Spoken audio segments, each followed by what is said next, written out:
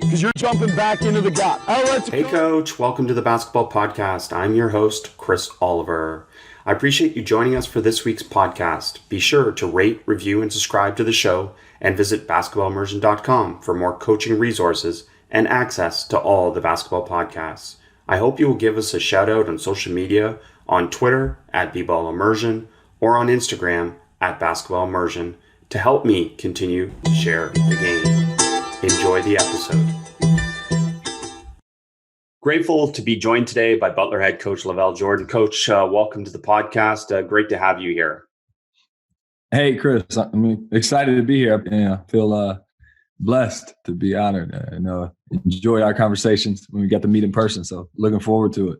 Thanks for having me. Well, yeah, why not share it with everyone now? And, so many ways, your career path, and I encourage coaches to check into your career path a little bit and all the different steps that you took along the way, great mentors and really great process that you've gone through to get to this point. But I want to focus on defense and defensive identity. And maybe just give us a quick overview of what the defensive identity of your program is. Yeah, it's just from an identity standpoint, the phrasing that we use is just we dictate. And so trying to get our guys in the mindset that if we stick to our principles, we control and dictate what type of opportunities we give up. And then we got to dominate, we say dictate and dominate and finish. So play the game at our will, play it our way, and try to dictate that and establish that, dominate effort plays and team plays, and then finish every possession every time and have an obsession to finish, if you were to, I guess, simplify it. And so, our guys hear that message constantly. It's the same message I heard when I was a player here, maybe not in the same language, but it was be tough enough to dictate and force the game to be played, the way we want it to be played. Love that terminology in terms of that. And often we probably relate sometimes when a coach talked about dictating on defense to being a more aggressive philosophy, but you guys are generally a Packline team. So connect that for us in terms of what are you trying to dictate for the other team? Yeah, that's a good question. I think, for us, defense starts with offense. So first things first is, ball security on the offensive side so that we don't, give up easy baskets, off turnovers for touchdowns, as they say. And so, our guys know that, and we explain that to them. Hey, our defense starts with our offense, so it's hard to guard turnovers. So taking care of the basketball is the first part of our defense. Shot selection is the next part, because now we can get our floor balanced. So offensively, I think it's not football where, one side's on the field and the other side's on the field and they're not connected. And so the shots our shot selection and our ability to be tough with the ball start, our transition defense. And so that's probably the first thing is, limiting quick strikes in transition. And when we're talking about dictating, so, having that philosophy, having that established, and having the mentality to try to be great, a great transition team, which means you're taking care of the ball and taking good shots. And then everybody's doing their job on the lift of the shot when when it is a shot opportunity that we like, and when everybody's going. So we got go guys and get back guys, kind of first things first, to make sure we want our opponent to play against a set half court defense. And we feel good about our chances if we're back and we're set. Love that you connected those two things, because often coaches treat those as two separate things, and offense and defense and versa go together. And the other part that is kind of a misnomer is like even using a term like Packline or anything like that to describe what a team does, because again, that's an oversimplification. And the example I think about when I think about your defense is that, even though you look like you're playing in the gaps, you guys seem really, really effective at defending the 3-point line. Can you talk about those two things coming together and the emphasis on defending the 3-point line? Yeah. So in terms of what are we trying to get accomplished, I think you had asked that earlier. We can dictate, tough twos, tough contested twos, and limit the catch and shoot threes. And we didn't do a great job of that. Like, when we got into Big East play, we struggled with that we're trying to figure out why, and going back and doing all the analysis and evaluation of our film.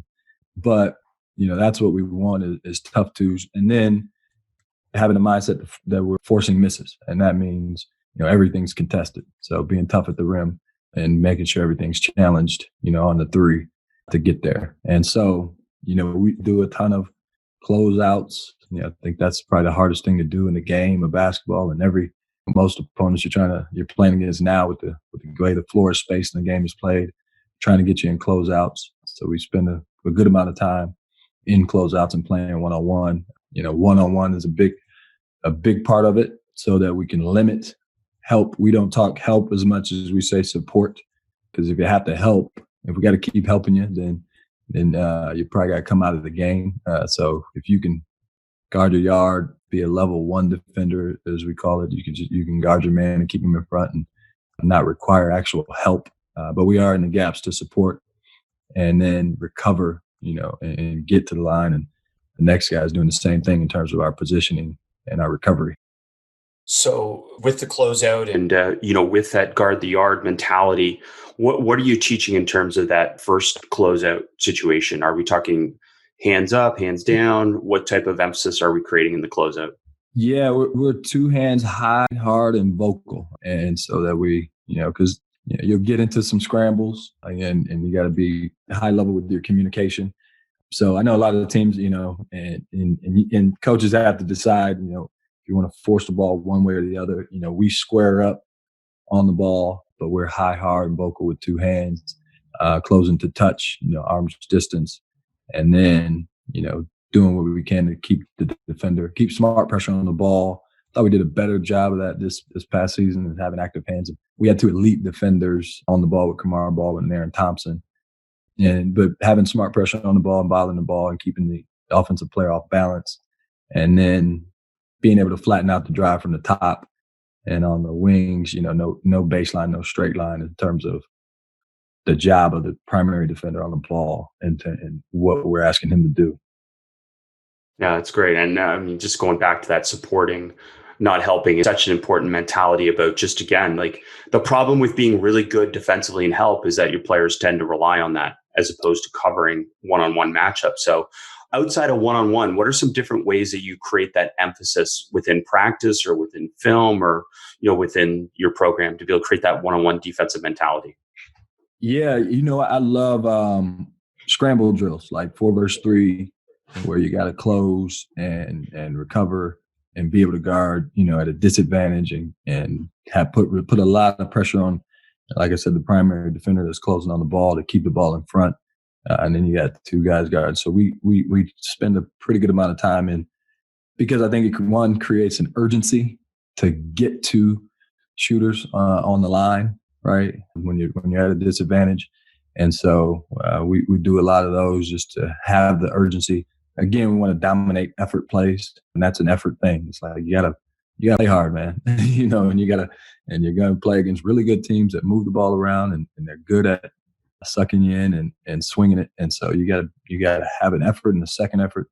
So those create an urgency to get there, and then do a great job now because your teammates, and your teammates are counting on you. So if you can do a great job on one, you keep them from scrambling around when two are trying to guard three, if that makes sense. Yeah, absolutely. And again, just even referencing, defense, so much of it really does come down to playing hard and effort and those different things. But, there's obviously skill, there's scheme, there's all those things. But outside of recruiting, how do you improve competing? How do you improve competing? Because even the players that you recruit that are competitive, do you feel like you can make them more competitive? And then if so, how? What are some things that you do? Yeah, I think recruiting is a big part of it.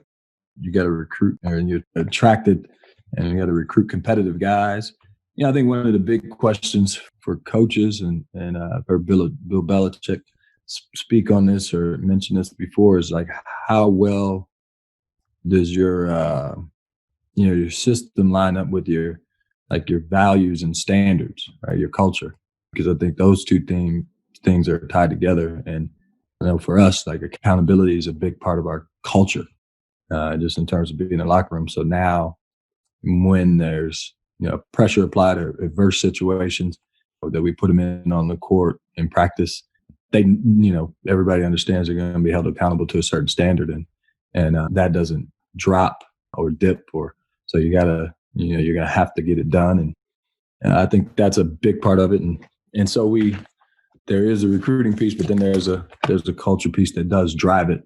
And forcing, I think we speak on, hey, toughness is a choice, and we preach that, and it's always been a thing here. I know when Brad was here, and when I was playing here, and coaches that have come, Barry Collier, Thad Mata, Todd Licklider, all of them, that has kind of grown over the years in different, like I said, different phrasing. But one of the things that's always stuck is toughness is a choice, and the game honors toughness.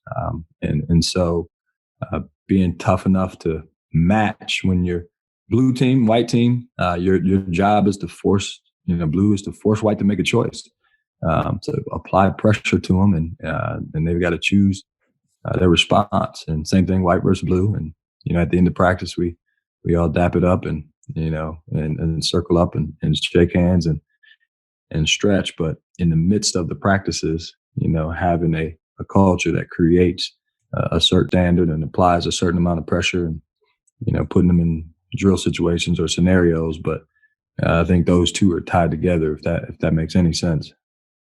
Absolutely. And, the Butler Way is something that we read about. We see it in articles and stuff like that. But I'd like you to talk a little bit about the Butler one-on-one sessions, if you would. Just talk about kind of what those are and, what would be something that coaches could take away from that type of thing to add it to their program. Yeah, I think this, what I've learned over the course of my career and, coming out of an experience at Iowa where I was on staff with Coach Licklider, who I love. I think he's one of the best, out there. One of the things that, stood out to me after that experience was trying to do a better job of educating and cultivating the culture and growing in that area, me personally, and being able to actually teach it. Because we all say leadership and culture are like two terms that are thrown around a lot, right? We need guys to be better leaders. So it's more, equipping them with the things that, the tool set, skill set. And we talk mindset and skill set all the time. And so you got to equip them with the skill set and also the mindset. And so those meetings are more for just cultivation, education, continue to tell the story of what you want your program is, others that have done it, examples, and providing that to them as you educate. We've got, like, for instance, this season, we're going to have 6 newcomers. So those guys need to be educated on, what the culture is. Big responsibility of that is on the upperclassmen, but it's also on us as a staff to make sure we teach it, make sure there's clarity. I think clarity is king. So now when we move forward, there's a clear understanding of the standard and how we behave. So within these, are these off-season sessions? Are these generally in meeting form? Are they informal? What type of process is it actually in terms of the execution of these sessions? Yeah, usually in summer, because we get our guys for a good portion of the summer. And so just spending time on a weekly basis where they've got a little more time, schedules aren't as hectic. They're taking a couple classes, but just, again, spending some time to, sit down and actually talk about it and have the dialogue, have a framework, and have an objective to, like I said, educate, cultivate, what we want to be, continue to be. It's what Butler's been. Our job is to continue to uphold the standard, but it's hard to do that if you don't know it and you don't understand it. And I think old school may have been you just figure it out and do what the other guys did, and that's kind of how it goes. But I think there is a level of when guys understand a little better, they get more committed and get a greater sense of appreciation for it. Yeah, it connects to this generation that wants to know why. Like, sure. Don't just tell me, teach me why too. Yeah. And because what happens, Chris, is now you're going to get out there, right? And so it's like, hey, when you hit the edge, right? When you hit the edge and it gets tough and you've got that choice to make, are you going to push through for excellence? Are you going to push through to uphold the standard? You're going to respond one way. You're going to make a choice, and that choice is going to lead to a response. So are you going to choose to do it the way we're saying we do it here or not? When you kind of hit that line and you got to make a choice. And again, to be able to provide situations in practice so that there's discomfort and you got to choose. Yeah, that's great. And we were talking just briefly, but about simplicity. That's a compliment, right? Like you guys being simple in what you do is a compliment, and that you actually have gone through some steps of bringing even more clarity to what you do within your program by getting even simpler. And can you talk to us about that process? Maybe start first with the value of simplicity. Yeah, just like I said, I think clarity is king. And I think it's when you are simple, you can be more clear and you can emphasize consistently because that's what's, you get the trust from being consistent as if you're all over the place, and if we're doing it this way and maybe we can do it that way. And there's a lack of consistency in the messaging or, maybe in the system itself. Now, it's hard to hold people accountable. And it's hard for guys to own it if it's so complex that you're constantly trying to figure out what it is that you need that someone's asking you to own. So I think that's, the simplicity piece is big because now you can discipline yourself to do it if you got a clear understanding. But if it's simple, it's not easy by any means, but it is clear.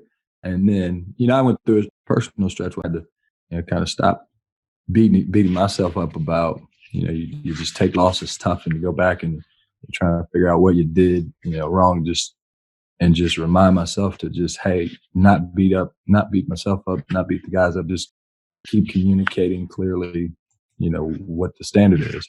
And because guys want to live up to it and they want to do it as long as they're clear on what it is. And if it's simple, so getting to that, I think is important, what's important to you. So then you can, like I said, simplify your message, probably simplify a lot of the other things too. So the one example I read in an article was basically about, I think you talked about like having 5 or 6 transition defensive drills and then getting down to say 2 defensive drills. I don't know if that's the exact example, but that process of subtracting things that you previously used and had success with, that's not easy, is it? Not at all. Because you like, we like some of the things we like. Like I've heard you talk about the 3-man weave, you're used to it. It's custom. It's like one of the things you do. And like, it's part of it.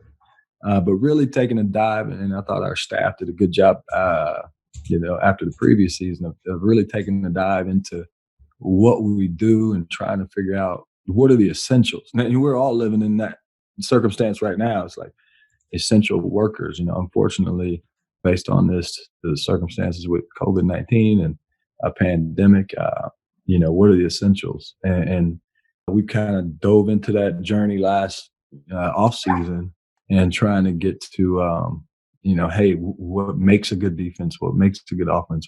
What in our opinion? And then let's practice that and try to get good at, what you can't be good at everything. All right. So let's get going with the things that we want to get good at. So transition D, for instance, and now, do we need all the transition defensive drills that we've ever seen? Because there's a lot of great ones out there. Now let's get the core group and then get a lot of repetitions, because I think repetition is the key to knowledge. So then everybody's clear, who's going, who's getting back, how we load to the ball, what the communication is, and they've got a better chance. Now we can to find success. If we're trying to figure out how the drill goes every third day, they're trying to figure that out rather than communicate their job descriptions. That last point just needs to be hammered home a little bit more, because again, you're absolutely right. Like too often players spend so much time learning the drill that they don't get the time to learn what you're actually trying to connect for them to the game. And the drill becomes the learning instead of, as you said, what they need to actually do for the game. So I'm happy you talked about that. And are there other areas that you found outside of transition defense that this process was really important for too? Yeah, I think holistically, Chris, of just getting to, what's the, like I said, the essentials and what are the things that kind of need to be in your practice, that we need to work on every day, because that's what we want to be good at. And because there's a lot, right? When you get into our defense, well, there's, our post defense and our ball screen defense, and our, if we want to play any zone defense and situations and, late game, and there's a lot, but the core of, and we have to cover all of that, but what do we want to make sure we're doing every day? Guys are very clear on, so now they can own it. I think ownership is a big piece. And so that area, that process, and getting to, all right, here are the things that, we know we're going to practice every day. And then building around that to build in the times to do some of the other things along the way, but, getting to that core. Going with that, then, what does teaching look like in your practices? Your players are in a closeout drill, or they're in one of your defensive transition drills. What are you doing within those drills to teach? Can you talk to us about that?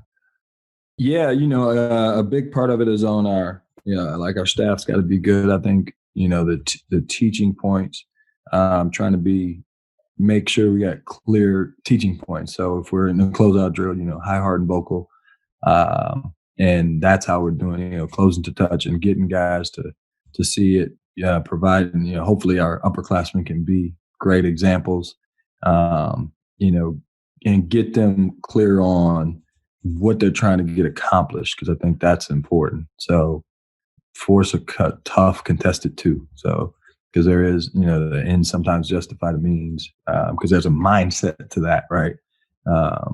Finishing, if we got to be obsessed to finish, because we can do a lot of those things right in a shell drill. We're playing a live 4-on-4. We can get a lot of the technique right, and we're teaching the technique with footwork and how you, lead, step, and push, and reach, and show your hands and not foul. And we're doing our, wall up drills so we can be tough at the rim. And there's, teaching points to that, chest out, arms back. But then when the shot goes up, there's a mindset to that, because you can get that all right. And if you give up a second opportunity, did you really get it right? And so so just being, I think creating that, the mindset to finish is important for us, because we don't want to give up. We don't want to have to do it all over again. So in the midst of the teaching, there is a end in mind. If we make them take a tough one, there's technique involved, but force a tough contested two and finish the possession. So there's a mental toughness to that too. Now, if we're in position, when we're talking our positioning, we got a better shot at accomplishing those things. So here's what we're trying to do, and what we're trying to get accomplished. Here's how we're trying to get it accomplished, and here's why. Here's why we do it the way we do it. If that makes sense. So yes, it does. And the other part that I read about you, and just knowing you a little bit, you're not a yeller, but even more so, you talked about your playing career, how that didn't help you, that didn't do anything for you. You just wanted to be told, to a certain extent, what you could do or what you could do better. Can you talk about how you correct then within your practices, since you aren't a yeller? Yeah, and I think high demand is important. It's like there's a high level of demand, and then there's there's not a lot of gray in it. Coach Licklider, who played under as an assistant here and then worked for, used to always say, "Hey, you're either on our team or you're on their team," and so that's not something you need to yell. Like, if you turn the ball over, you're with them. So take care of the ball. Make sure you're on our team. Like, if you continue to get beat on a close and we got to help you all the time, you got to be on our team. And so getting guys established, and they all want to, but I think the ability to control your emotions in terms of teaching is important. And then that's critical just in general. But also, having a high demand is important. And there's a high level of accountability to it. And so, whether it's in drills, the feedback is important. And then, in terms of accountability, like catching guys in the moment. If you can do that, it's like your dog when if you can catch them while they're pottying, it's a lot better than hitting them with the newspaper 20 minutes later, because you see it over there in the corner, and giving them a chance to get it right. And so we try to emphasize that with our staff. That, if a guy's in the front of the line and he screws it up, like, you send him to the back of the line where he just had one bad rep. So give him at least a chance to equal it out, like do it again, get it right, maybe even get more right than wrong, give him a couple chances to get it right. So that now that's the muscle memory, and that's the habit we're creating. Yelling at him about doing it wrong is great, but did he get a chance to do it right? If that makes, if that connects, because that's what he's going to connect, and then praise what you want. But there's accountability when you don't get it right, but then you got to have opportunities to do it right and execute what we want to execute. The more guys we can have do that, the better we're going to be. Hey, Coach, brief interruption of the podcast. I'd like to take a second to shout out the network that helps distribute our show, Armchair Media. Armchair is a collection of 50 plus podcasts, including ours, trying to localize the sports world a little bit more. We've been very fortunate to join them over the last 3 months and have enjoyed growing our audience with theirs. Starting June 1st, BetOnline will serve as a title sponsor for Armchair as well as our show. They have live and simulated sports as well as $10,000 Madden Bracket Challenge you can enter for free. Visit betonline.ag on your computer or mobile device to check out the action. BetOnline is your online wagering solution. To see all things Armchair, search Armchair Media wherever you get your pods. Also check out Armchair's website, armchairmedianetwork.com, and their social channels at Armchair Media. Armchair Media, those who can do, those who can't, #take a seat. Now back to the podcast. Yeah, absolutely. And I imagine the other benefit of like less drills or less fluff or more to the point, less jargon or less terminology for both your offense and defense and your program in general is that you do get right to the point and you get more to the point of things that actually help your players improve or your team win. And has that always been the mindset of the people you've been around, or is this something that you've evolved to through through your experiences? Yeah, I think, what happens is you're around, for me, and like Coach Beilein, for instance, who I was with 6 years at Michigan, and he was unbelievable to be around each and every day and just learn and pick his brain and just watch him, how he runs a program, communicates with his staff, is just a tremendous, CEO, if you will, for, in terms of structure. But like I said, he used to always say, you can do anything you want, can't do everything you want. And so, I could listen to all your you got unbelievable minds coming on here and giving out great information. And I could go back and be even more confused when I get back to my desk because it all sounds awesome and it all works. And there's credible people, that are speaking on things but we can't do it all. And so really getting to the core of, how we want to do it and who we want to be. And maybe stealing, all coaches are, great coaches are, we're great thieves, right? We take from each other and kind of adjust it to be our own. So that process for me is in this role as a head coach has been a process, just kind of narrowing it down and honing in, on what those things are and how I want to communicate it and go about, implementation. Well, I actually love that you said that you listen to the podcast and obviously you get great ideas. Clearly, I love that. But to a certain extent, based on what you're saying, and I'm imagining this for other coaches, that listening to the podcast is almost a waste of time to a certain extent because you don't want more ideas, right? Like it's almost like this contradiction, right? But can you talk about that a little bit? Because that process, because that just struck me. Because obviously, I want you to listen to the podcast, Coach. Don't change. But yeah, I'm just curious about that. No, I think there's things you can add that there's a lot of affirmation, but then there's phrasing that you can get, language maybe that it's got to fit to what you already do, though. It can't be so out of the box that everybody's wondering if we're changing who we are. So it has to be in alignment with who you are. But there's things that you can certainly you're not going to stay exactly the same. Like there's an adaptation, but you can't just change who you are or change your philosophy completely. But there's things you can add for sure.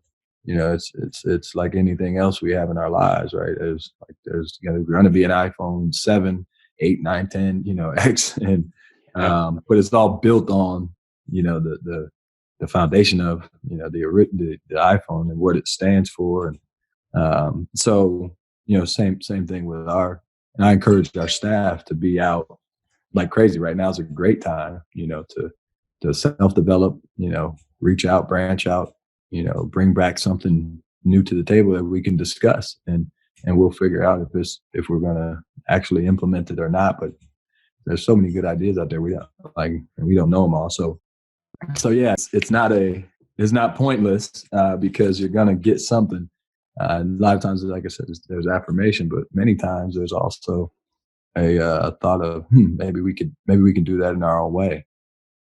Yeah, that's great. I appreciate you talking about that in that way too. So, and to me, like, it's like you said, affirmations, which is so important at all level of coaches, just to kind of to confirm it, but also it helps build your convictions a little bit more, right? Like your absolute belief that what I'm doing is right, even though this person believes something completely different. And I've had some other coaches phrase it to me like that too, which is just as fascinating in a way. Yeah, and I think the core of it is that, right?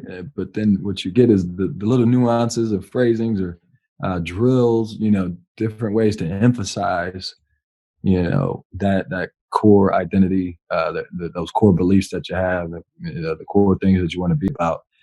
That's kind of the fun part of, talking to other coaches and being a fly on the wall and with great minds, hanging around guys like yourself, or listening to a podcast or watch, just some of those small things, that different ways to say it, different drills to give guys opportunity to do it, just adds to.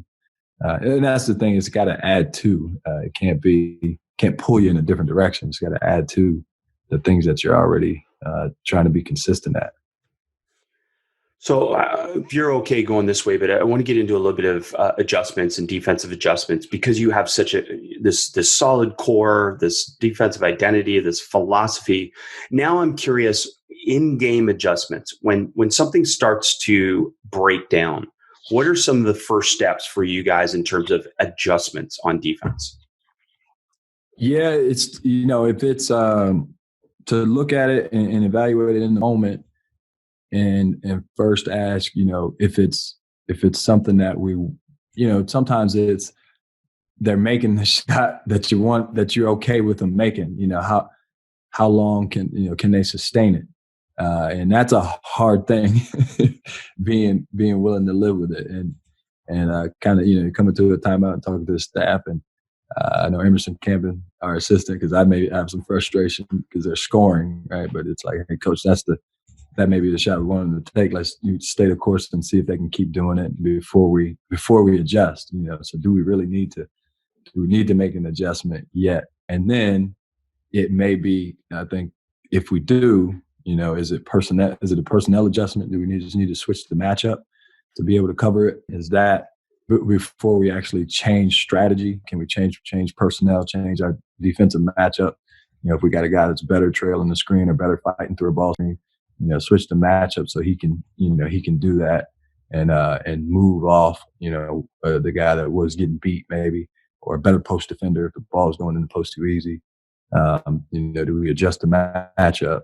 Kind of will probably be the next line of thought before we go to, and we probably have talked about plan B if they continue to do, if in the game practice prep leading up to an opponent, there's probably a plan B in there, so that just in case we got to go there, we get some reps at it. But we try to just stick to our principles and not adjust a ton in our walkthroughs. It'd be, I tell those guys, we can't go through every single action that they have. So what are the couple that they have to have? Let's make sure our guys are aware of those. And then we're going to stick to our principles.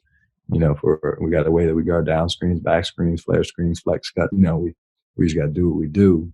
And then if we have to, make the adjustment, go to plan B, even if it's for maybe a possession, just to throw them off so they see something different, then get back to our normal. But just to give them if they're in a rhythm, because I think that's the biggest thing is it's a rhythm sport, whether it's a player getting in a rhythm or a team, they get in the rhythm. So how do we We talk to our guys individually about that. Keep you're on the ball individually. Keep the offensive player, keep him off balance, break his rhythm.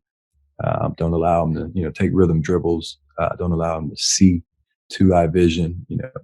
Have a good smart pressure. Just constantly breaking the rhythm of the other team. So if they get in a good rhythm, maybe we need to make an adjustment.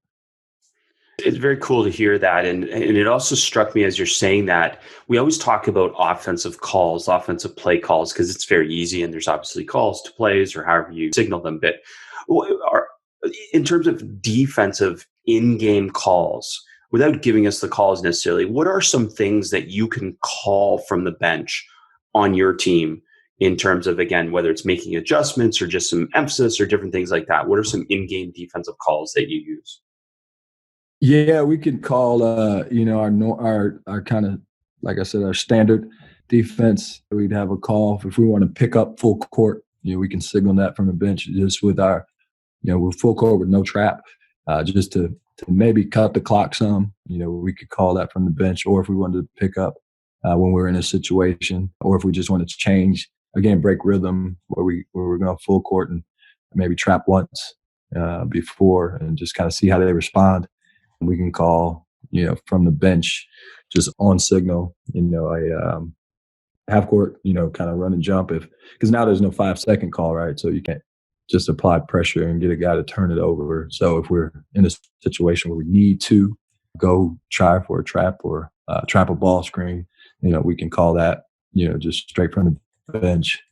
Or if we want to switch 1 through 4, if we want to switch everything, those are things we can just kind of signal in on the fly, and our guys they learn those, they know those. So it could be at the foul line, it could be like after a make, something we wouldn't have to take a timeout to be able to make that adjustment.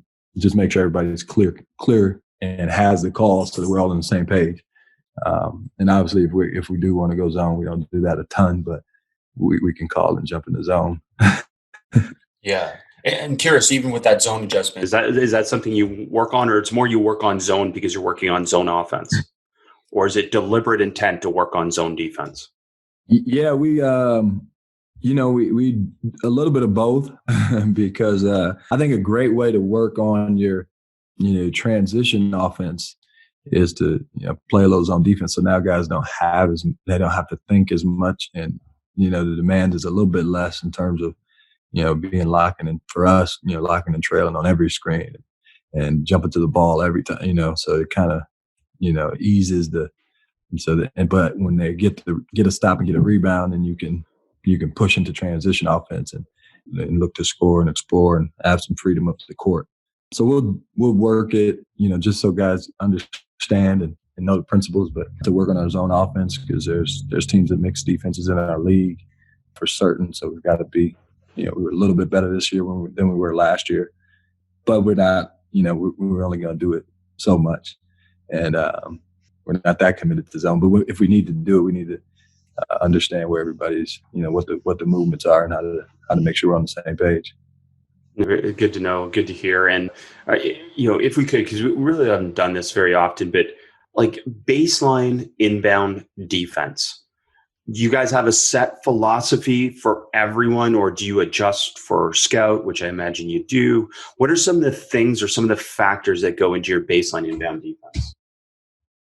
I think first thing first is establishing how important it is, so we don't relax, like owning that moment, having that be something that's really important to your group.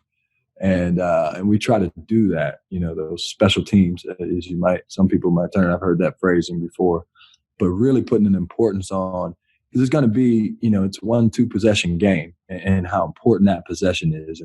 And for us, we talk about winning the moment all the time. You can't be tough if you're not present, and you got to be. So each possession matters, and so really emphasizing how important those moments are. And that we're going to dictate and win them. And we're trying to, from a schematic standpoint, it's, similar principles to our half court. And we give our guys an advantage mentally to tell them, hey, look, it's 5-on-4. They got a guy standing out of bounds, right? So so we got 5 defenders against 4 offensive players.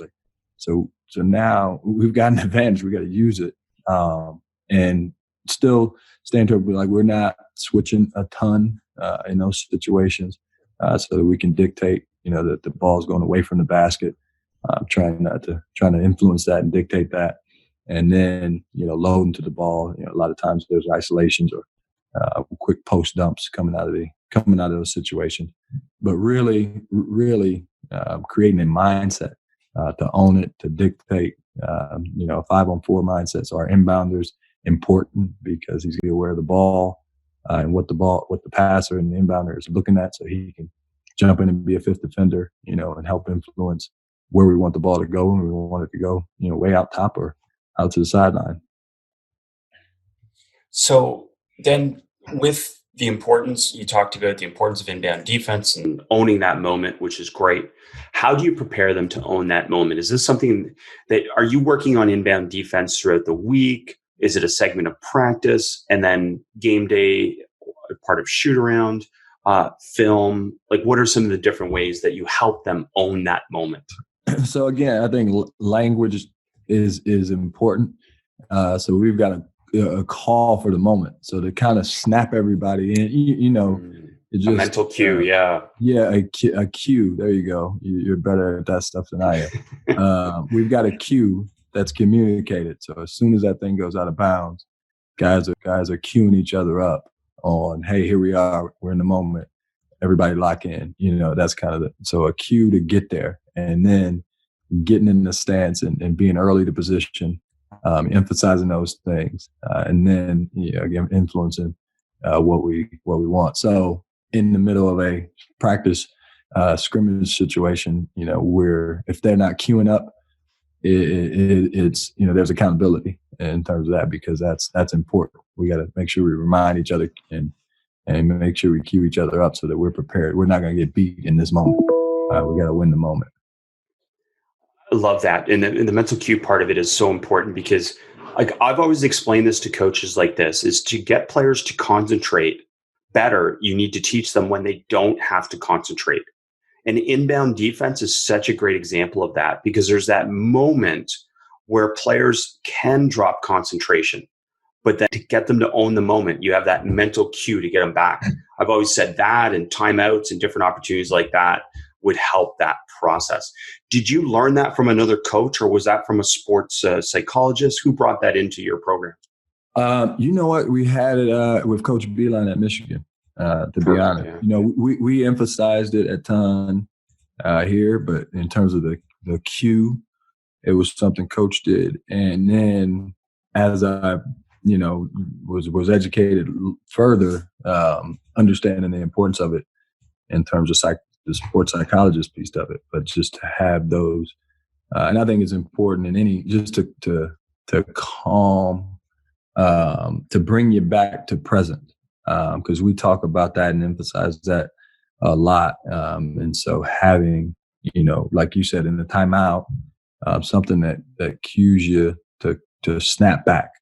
Now I'll tell our guys, it's not what happens. It's like things are going to happen, and your attention may go somewhere, but how quick can you snap back? And so there's a cue to bring you back to present. So now you can do your job, and that's something that we, you were talking about religiously, is that everybody's got a job to do, and you're being relied on to do your job. If you're not clear on what that is, then we, make sure you're asking. So I one of the things our guys could probably repeat, Chris, is it's like, I'll say, ask questions for what? And they'll respond with clarity. It's like, if you're not clear, that's on us. But if you're clear, now you gotta execute, and you gotta be able to do it. And if something happens, we gotta have a response about us that's tough. We gotta snap back, stay present, and move on. Next play mindset, stay the course, whatever it is that we say as coaches. But I do think having a verbal cue, just brings them back to center, brings them back to focus. Well, and before coaches, try and contact you to find out the name of the mental cue you use, it doesn't matter. Like, you could say peanut butter or whatever. It's just something that means something to your program. So the cue, it's just outstanding. I'm so glad you shared this. Yeah, exactly. Yeah, it doesn't matter what it is. It's, kibbles and bits, whatever it is, that they know what they know, and So when it's communicated, everybody understands what that means, right? That means, hey, I need to forget about what just happened and get present. And so I can focus on what I need to do right now. The other part you said about is ask questions for clarity. And I love that because I say that all the time to coaches is the fact that if your players don't know an answer, that is something you need to know. Like it's so important because we just assume players will ask if they don't know the answer. But often we have to seek out the fact that they don't know the answer because that'll help direct what we should teach better or differently or more in terms of that. And is there a process for that within your program? We're big on, we do a lot of call and response just so that and try to be, like I said, simple. And so, in a shell drill, what are absolutes? And they can pop them out pretty quick, stance, vision, position, communication, okay. So then when we stop, blow a whistle in the middle of it. And it's like, hey, tell me why I blew the whistle. And, hopefully one of them will respond, I wasn't in the right position, or where should you be? And I should be, over on the midline, whatever that position might be. But I think, kind of simplifying, some things so that they can respond and answer quickly, right, briefly. And so you can kind of coach. And I think I've heard Kevin Eastman say, man, you can coach in bullet points. But if they don't know the answers to those, or they don't know those responses, or they're not habits, then we've got to make sure they're ingrained in them, and then correlate, what they should actually be doing with the obviously with the verbal response. Here's the answer. Here's what that means. It's tremendous. I love that. No, I think again, everything that you've shared over the last little while, so much of it isn't about what you teach. It's about how you teach. And I'm so grateful you gave us some of that depth. But before we go, like sideline inbound then, is there an emphasis there in terms of, do you prefer being on the ball? Do you like being off the ball? Are you okay switching out? What are some things on sideline inbound since I asked you about baseline? Similar play. If it's a normal situation, the shot clock plays a part. Score, time and score play a part in that. But if it's just kind of a normal, situation, we are, the same thing where it's 5-on-4. There's a guy standing out of bounds. So for our inbounder to be a part of, to be engaged and not, some jump around on the ball and one good ball fake. And then, now it's 4-on-4. And so for our inbounder to be engaged and be active, for us, we're not switching, but just trying to influence the ball out toward the top from a just principle standpoint, right? I can make them catch it going away from the basket. And that's kind of everything we do to try to not allow any penetrating passes.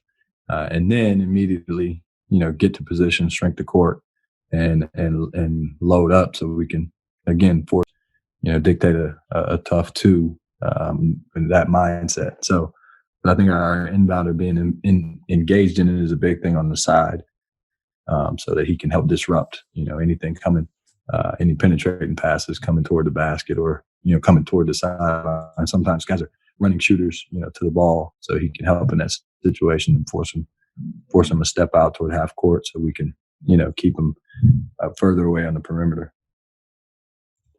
Coach, part of this, all of this full circle teaching and all this different stuff, it still to a certain extent comes back to what type of feedback we give to players and what type of feedback we get from players, and then obviously our own self-reflection and that whole process. Can you talk about feedback and this process? Yeah, Chris, I think it's a critical piece, and we give it in a lot of ways, individually. Offense and defensively, just constant feedback. It's one of the guys are, they all want to know how they're doing, and so I think making sure you have to demand and grade, and that's a big deal, and holding them accountable. And then like I said, Immersion Camping on our staff is responsible, for a lot of our grading, and so post game.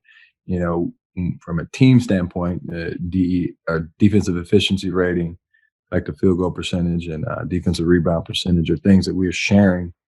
We share with the team so they can see it, and give them a standard of what's good and what's not, and correlating it with, what we do. So in terms of if we're really good in transition D, then we're taking away easy baskets. We're taking away strides. So now our DER will improve. I think connecting that is a big thing. And then individually, there's some accountability feedback as well on doing your job on the lift of the shot. Like we grade that out. And so after each game, he would be watching and giving a guy a grade on it. If there was how many opportunities and how many times you get it right.